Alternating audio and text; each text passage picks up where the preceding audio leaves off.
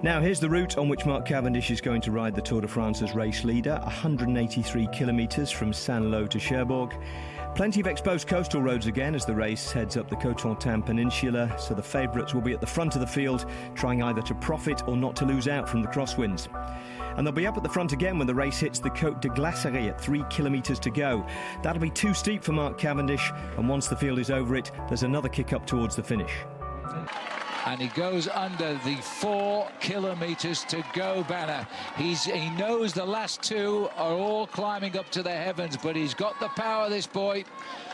Jens Voigt has predicted all throughout the day the breakaway would stay away, and I'm beginning to think he's right. Well, I think he certainly is right here, because when you look at 4 kilometres to go, that rider, when we looked at him, every time we see him, he doesn't look like a rider showing any signs of weakness. But in the main field, there is still the importance of getting to the top of that climb, because with the overall contenders, Phil, it's also about the time that the clock stops when they go over the finishing line, because this is a moment where we start to put together the hierarchy of the overall contenders. We are closing in on the climb of La Glacerie. It's about 400 to 500 metres, and then we climb up to the top, 1.5 kilometres from the finish. We'll go over the summit of that climb. Team Lotto taking control at the front at the moment. BMC have had to stop racing now because they've got one of their team leaders behind with a flat tyre. Terrible bad luck for Richie Porte, the Tasmanian rider. The two chasers, don't forget, are still clear. Here's the start of the climb at 3 kilometres to the end of the day. It says on the left, the summit, the top, 1 kilometre. To go over the top in the lead, he becomes the king of the mountains. To go over the finishing line in the lead, he becomes the leader of the Tour de France.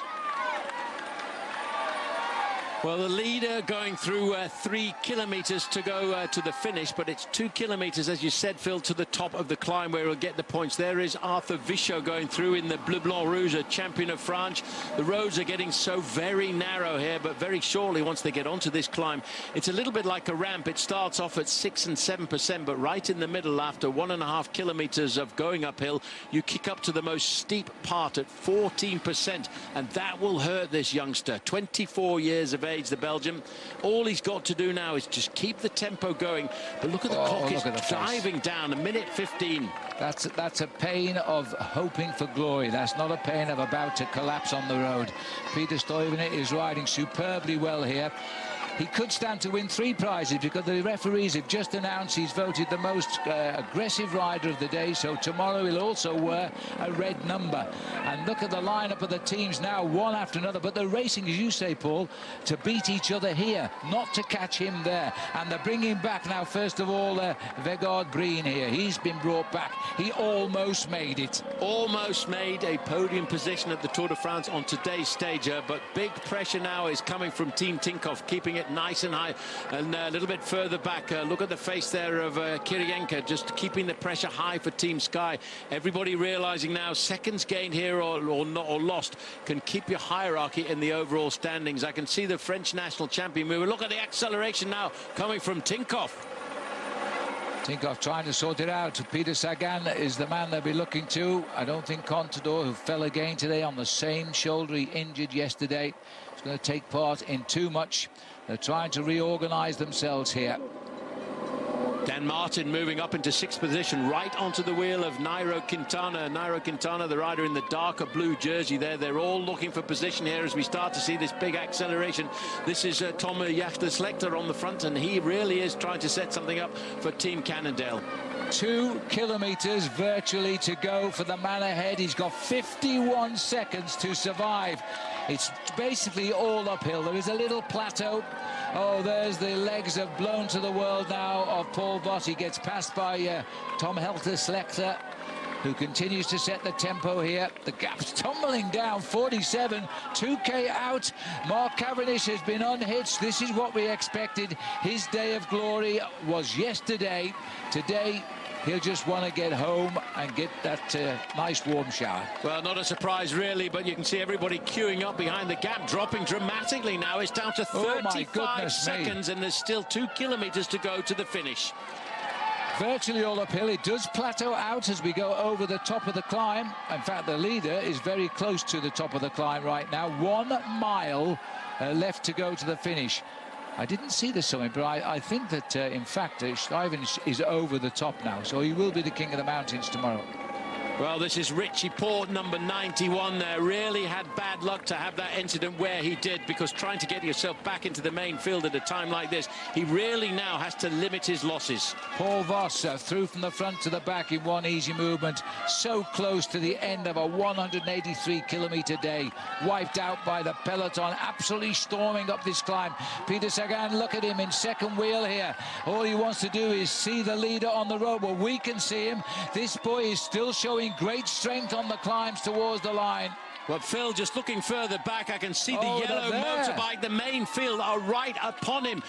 Well, the gap to the main field is saying 57 seconds, but it certainly is not that. He has not yet got to the 1 kilometre point. The urgency now trying to appear. Look at this, hovering there, waiting for the moment to move. That's Roman Kreuziger in first position. On his wheel is the world champion, Peter Sagan, waiting for that moment to pounce. And 2 behind him is Alejandro Valverde. This reminds me of when Stuart O'Grady almost won after a race-long break. He was caught 500 metres from the line.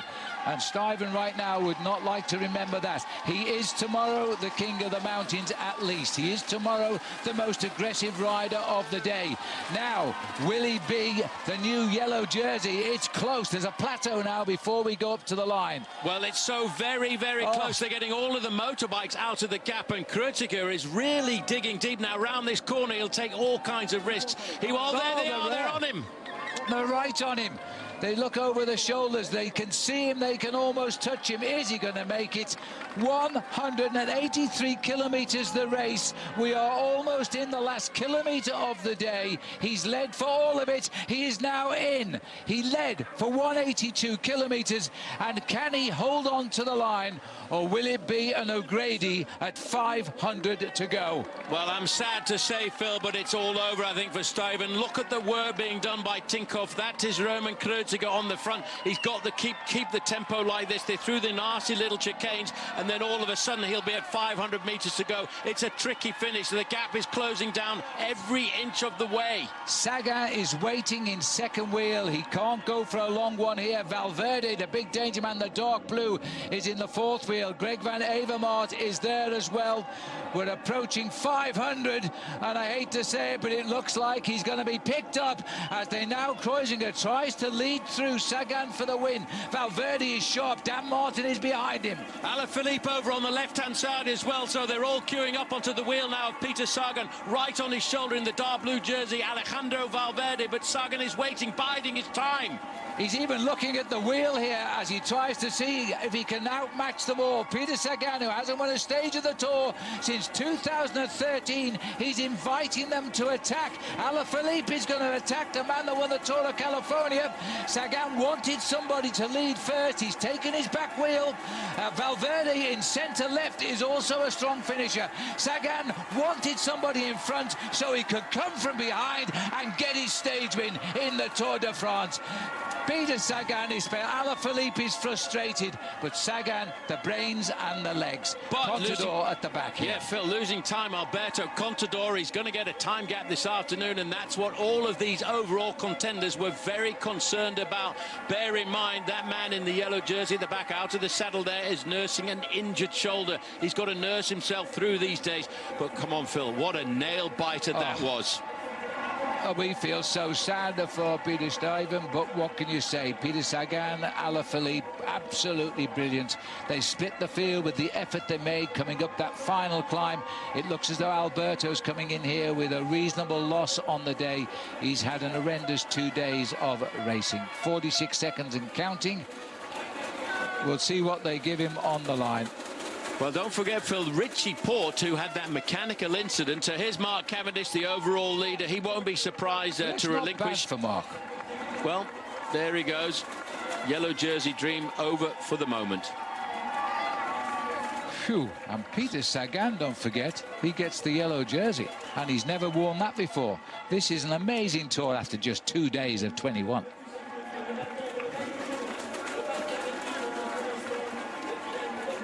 the faces of the men who've come home today. There's Wild Pools just a little bit further back over on the right-hand side. These guys have all... There's Richie Port there, Phil. But, you know, look at the gap, Phil. It's already 1.5 minutes he's lost. It's going to be close to 1 3/4 minutes at the end of this stage. Tough luck, Richie. 2 days out of 21, one has to feel that TJ Van Garderen is now the leader of Team BMC. And Richie just shakes his head there. The day belongs to this man, Phil. World champion. He hasn't won a stage in the Tour de France since 2013. But the way he did it, the calmness that he had, he was so confident. Yeah. Alaphilippe, he invited him past. He forced him to come to the front and say, go on. He needed that little wheel to catapult himself out. What a man. This guy, there's a reason why he's the champion of the world. Absolutely. I'm very surprised I won because I was thinking in the front it's still 2 guys. And then I finish first, and I didn't know that. And just I am here, and everybody talking about I won. Then I'm very surprised, I'm very happy. And the team today make a very big job, very good work. And Roman Kreuziger, he helped me a lot the last climb. He was unbelievable. He pulled all the climb until 500 meters, and then it was just on my legs. And everybody just came in the front after I start the sprint. And when I see it, I know somebody starts. And Alaphilippe was very close to win, but I beat him in the finish. Now, Richie Port finished 1:45 behind Sagan, and with no other BMC jerseys around him. You can just see the yellow jersey of Mark Cavendish crossing the line at the back of the same group. It was a disaster, but what can you do? You're sitting second wheel in perfect position, and you know, I don't know what the hell I hit, but next thing the rear tyre went down, and then I had to buckle the seatbelt up there going back through the peloton. It was quite dangerous, but I had Burghardt come back, but I mean, look, we're going that fast, there's not much you can do in terms of the bike change, but it all just happened so quickly that by the time Burghardt got back to me, the bunch was gone anyhow. Here's the result then. Sagan, Alaphilippe, Valverde was the 1-2-3. Alaphilippe's teammate Dan Martin was 4th ahead of Michael Matthews. Chris Froome was the first of the overall favourites to cross the line in 10th. On the same time were Adam Yates, Fabio Aru, Nairo Quintana, TJ Van Garderen and Romain Bardet. Thibaut Pinot and Vincenzo Nibali each lost 11 seconds. Alberto Contador was the other big loser apart from Richie Port, conceding 48 seconds and clearly suffering. As were some of yesterday's other crash victims. Sam Bennett came in last, just ahead of the broom wagon, 16 minutes 23 after Sagan crossed the line, but he did finish. Jesper Stuyven took the polka dot jersey as a consolation prize for not winning the stage. And the stage winner took the green and yellow jerseys, although he seemed reluctant to give up the one he started with. Peter, congratulations. You've got the World Champions jersey underneath and the yellow jersey over the top. That must feel, but look at that. How good does that feel? No, I'm very happy, and for sure this jersey is just for a few days. And I am very happy, first time in my career have this jersey, and we'll see how many days I can hold it. Well, he's got an 8-second lead to protect over Julian Alaphilippe and 10 seconds on Alejandro Valverde. Warren Barguil leads a group of riders at 14 seconds, which includes Chris Froome, Nairo Quintana, Fabio Aru, TJ Van Garderen and Adam Yates. Vincenzo Nibali and Thibaut Pinot are at 25 seconds. Geraint Thomas lost more time today, but the big losers were Contador and Port. Keeping the yellow jersey was never likely for Mark Cavendish, so this day was more about the wearing of it than the giving of it up at the end of the stage. It was a beautiful day, you know. It's a real honour to wear this first time in my career, and you know, yeah, like the old guys have worn it in the past. You know, I spoke to Fabian a bit about it today, and that was a really nice honour to do here in France. And you're obviously flying, so there's another opportunity for a sprint win tomorrow. Yeah, we'll see. Actually, I did go quite deep today. I think I was humming and hawing this morning whether I just sit up today, because the muscle damage you can do can affect you tomorrow. The thing is, I got the jersey, I can't just sit up, you know. I respect this race too much, I respect the sport too much, and So I had to give it a go, you know. I'm a team road like that, so I have to respect what they do. Cheers, Mark.